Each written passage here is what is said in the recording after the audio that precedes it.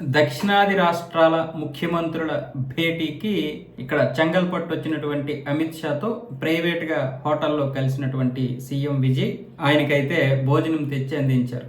అంటే సాంప్రదాయబద్ధమైనటువంటి భోజనం ఇచ్చారు. అయితే ఈ యొక్క భేటీలో ఉపాధ్యక్షుడిగా సీఎం జోసెఫ్ విజయే ఈ యొక్క ఉపాధ్యక్ష బాధ్యతలు అయితే చేపట్టారు. అధ్యక్షుడిగా అమిత్ షా గారు ఉంటారు. ఇది 31వ దక్షిణాది రాష్ట్రాల ముఖ్యమంత్రుల భేటీ.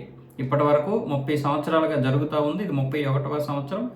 ఈ దక్షిణాది రాష్ట్రాల యొక్క సమస్యలు ఏవైతే ఉంటాయో ఆ సమస్యల్ని త్వరితగతిన పరిష్కరించే విధంగా కర్ణాటక, తమిళనాడు యొక్క కావేరీ జలాలు అయితేనేమి, అలాగే ఆంధ్రప్రదేశ్కి చెందినటువంటి పునర్వ్యవస్థీకరణ చట్టంలో ఉన్నటువంటి సమస్యలు అయితేనేమి, అలాగే అటువైపు కేరళలో ఉన్నటువంటి సమస్యలు, అంతర్రాష్ట్ర ప్రాజెక్టులు, ఇలా అన్ని రకాలుగా కూడా తెలంగాణకి ఇవ్వాల్సినటువంటివి, అలాగే వాళ్ళకి రావాల్సినటువంటివి, ముఖ్యంగా ఈ అత్యాచారాలు, హత్యలు ఇవేవే జరుగుతున్నాయో వెంటనే పరిష్కారం, అంటే కేంద్రం నుంచి సపోర్ట్ దొరికే విధంగా, వెంటనే పరిష్కారం దొరికే విధంగా ఫాస్ట్ ట్రాక్ కోర్టులు ఏర్పాటు చేయడానికి ఈ యొక్క భేటీ బాగా ఉపయోగపడుతుంది. వాళ్ళకి కావాల్సినటువంటివి ఆ భేటీలో చెప్తే దీనికి సంబంధించి కేంద్ర హోంశాఖ అక్కడ కేంద్రం దగ్గర నివేదిస్తుంది. ఇందులో కొన్ని సమస్యల్ని పరిష్కరిస్తారు. ముఖ్యంగా ప్రతిసారి, అంటే అమిత్ షానే కాదు, ప్రతి ఒక్కరూ కూడా ఇది ఏర్పాటు చేస్తూ ఉంటారు. ఏ పార్టీ అధికారంలో ఉన్నా సరే ఈ యొక్క భేటీ అయితే ఉంటుంది.